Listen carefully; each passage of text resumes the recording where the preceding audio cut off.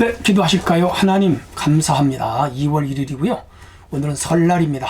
우리 성도들과 함께 하시고 가정마다 복되게 하시고 혹은 멀리 지방 가고 오는 성도들 안전하게 하시고 연휴 동안에 온 가족이 결속되고 단합되고 하나 되고 화목한 가정들이 되게 하옵소서. 예수님 이름으로 기도합나이다. 아멘.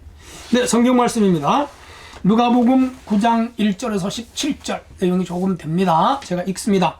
예수께서 12 제자를 불러 모사 모든 귀신을 제어하며 병을 고치는 능력과 권위를 주시고 하나님의 나라를 전파하며 앓는 자를 고치게 하려고 내보내시며 3절 이르시되 여행을 위하여 아무것도 가지지 말라. 지팡이나 배낭이나 양식이나 돈이나 두보롯을 가지지 말며 어느 집에 들어가든지 거기 머물다가 거기서 떠나라. 누구든지 너를 영접하지 아니하거든 그 성에서 떠날 때 내 발에서 먼지를 떨어버려 그들에게 증거를 삼으라 하시니. 6절 제자들이 나가 각 마을에 두루 다니며 곳곳에 복음을 전하며 병을 고치더라. 분봉왕 헤롯이 그 모든 일을 듣고 심히 당황하니 이는 어떤 사람들은 요한이 죽은 자 가운데서 살아났다고도 하고 어떤 사람은 엘리야가 나타났다고도 하며 어떤 사람은 옛 선지자 한 사람이 다시 살아났다고도 함이라.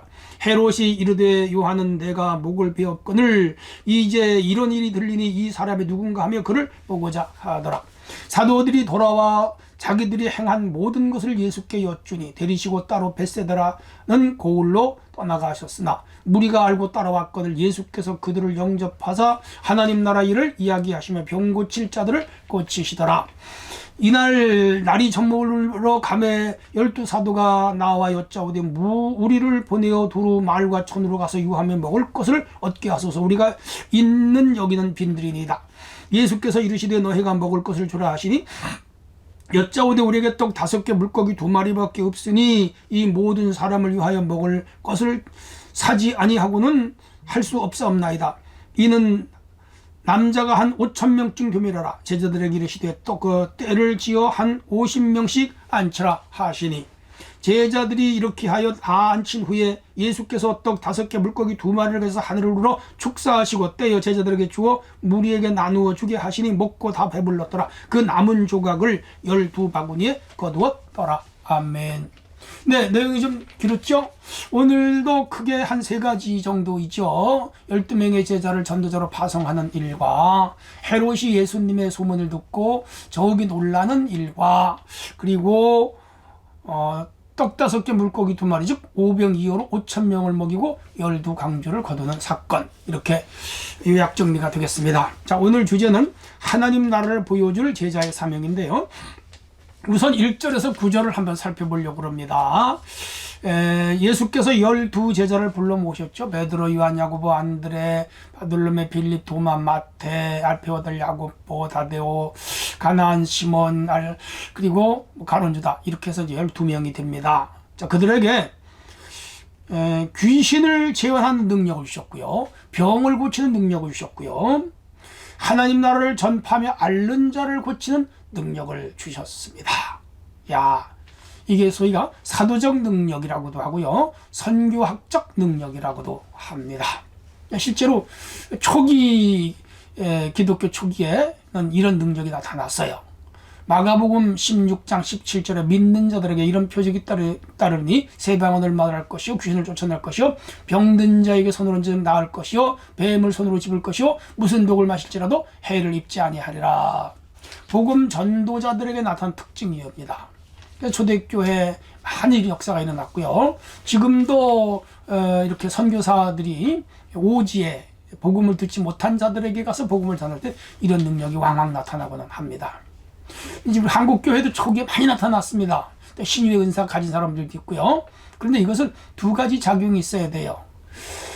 복음을 증거하는 자에게 하나님의 능력을 부어주시는 성령의 은사가 임해야 되고, 하나는 그 복음을 받아들이는 자의 수용성, 즉 믿음이 있을 때에 이 기적이 일어납니다. 현대 교회에서는 이런 능력이 잘 나타나질 않죠. 왜 그렇죠? 네, 성도들의 믿음이 회의적이에요. 순수하지 않다는 증거이기도 하죠. 저는 우리 참사랑의 성도들이 좀 순수한 신앙을 소유, 성경을 그대로 믿어서 이런 능력의 권능을 체험하고 문제들이 주의 능력으로 해결함을 받았으면 좋겠습니다. 자, 그러면서 그 제자들을 파송하실 때에 무소유, 전대 돈을 갖지 말고 가라. 왜냐하면 사람이 돈을 가지고 가면 돈에 대해 집착해요. 돈을 의지하고 하나님을 의지하지 않아요. 그래서 철저하게 빈 주머니로 나가겠습니다. 두 번째는 어느 집에 들어가든지 영접하면 그 집에서 숙식을 해라. 거기서 먹고 해결해라. 이 말이죠. 예, 맞아요. 이렇게 해서 복음을 받아들이는 자가 있고 거부하는 자가 있습니다. 아브라함은 천사를 이렇게 받아들이잖아요. 자기 집에 채워주고 자기 집에서 음식을 먹여주잖아요. 롯도 천사를 재워주려고 자기 집으로 모셔드렸잖아요. 수용성이에요. 오늘 믿음은 받아들여야 돼요. 자, 그런데 영접하지 않으면 그 집에서 떠났는데 먼지를 떨어버리고 하나님의 심판이 그 집에 임하리라. 이런 저주 같은 것이죠. 맞아요. 우리가 아무리 복음을 전해도 받는 사람은 수용성이 있어서 구원을 받지만은 비수용성을 가진 자들, 즉 복음을 거부하는 자들은 결국은 영적으로 저주를 받아서 지옥에 떨어지는 것이죠. 어쩔 수 없는 거예요. 자, 그리고 제자들이 나가서 시키신 대로 능력을 주신 대로 행해요. 6절을 보면 제자들이 나가 각 마을에 돌아다니며 곳곳에 복음을 전하며 병을 고치더라. 1970년대에 대학생 선교회 CCC라고 있어요. 거기서 이런 사역리를 가지고 2명씩 짝을 지어 전국 방방곡곡 사방으로 보내면서 전도를 하게 한 적이 있습니다. 도시에서는 공원이라든지 전철이라든지 또 혹은 정류장이라든지 사람이 모이는 곳에는 찾아가서 복음을 전했는데 그때는 참 수용성이 좋아가지고 많은 사람들이 교회로 돌아왔죠. 저도 그때 이 사역리를 가지고 전도하면서 참 마을마다 청년들과 짝을 지어 돌아다니면서 이렇게 전도했던 열정이 있었습니다. 이거 참 재밌었어요. 반대도 하지만 그래도 복음 증거의 뿌듯함과 그리고 감격, 회개하고 돌아오는 사람에 대한 기쁨, 이런 것 경험한 적이 있습니다. 자, 그렇게 해서 이제 많은 복음의 능력이 나타났죠. 하나님 나라를 전하는, 핵심적으로 말하면 오늘 교회 운동은 한나라 확장, 하나님 나라의 완성을 위하여 우리가 일하는 겁니다. 열심히 하나님 나라를 증거해야 돼요. 한편 헤롯은 예수님과 그의 제자들의 능력을 소문을 통해 들었어요. 사람들이 말하기를 세례 요한이 다시 살아났다. 자기가 죽였잖아. 그러니까 놀랬죠. 어떤 사람은 엘리야가 나타났다. 엘리야도 무서운 사람이죠. 아합 시대에 비가 오기도 하고 안 오기도 했죠. 그러니까 어쨌건 요한이 살아났던 엘리야가 왔던 예수님의 이 소문을 듣고 헤롯은 당황했죠. 왜? 자기가 죽였기 때문에 큰 벌을 받지 않을까 전전긍긍했죠. 죄를 지면 못 살아요. 또한 우리는 죄를 지면 안 됩니다. 예수님에게는 아주 원초적으로 하나님이시니까 신비한 능력, 신적 권능이 나타났고요. 그리고 이분을 만나기만 하면 다 문제가 해결이 됐습니다. 병든 자는 병이, 귀신 들린 자는 귀신이 떠나가고, 가난한 자는 부유해지고, 모든 삶의 의미를 잃은 자들은 다시 의미를 찾는 그런 역사가 나타났죠. 오늘도 우리 예수님을 만나야 됩니다. 자, 한편 10절에서부터 이제 마지막 절 17절까지는 오병이어의 기적입니다. 예수님이 복음 전도하고 돌아온 사도들을 데리고 한적한 곳으로 가셨는데 거기 벳세다. 그런데 사람들이 소문을 듣고 인산인해를 이루었죠. 가는 곳마다 예수님을 에워쌌습니다. 오늘 마치 선거운동하는 대통령 후보들 사람들을 에워싸듯이 그렇게 에워쌌어요.